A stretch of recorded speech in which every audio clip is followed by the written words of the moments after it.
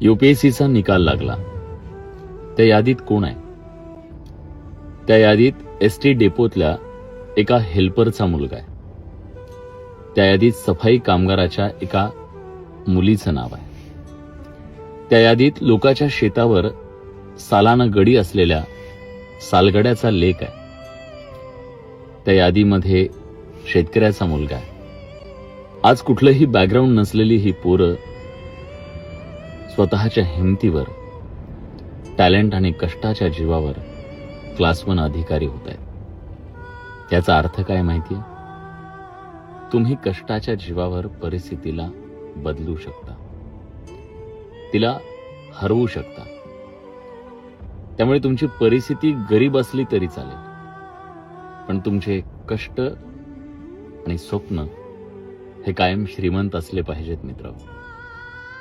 आणि आणखीन एक गोष्ट,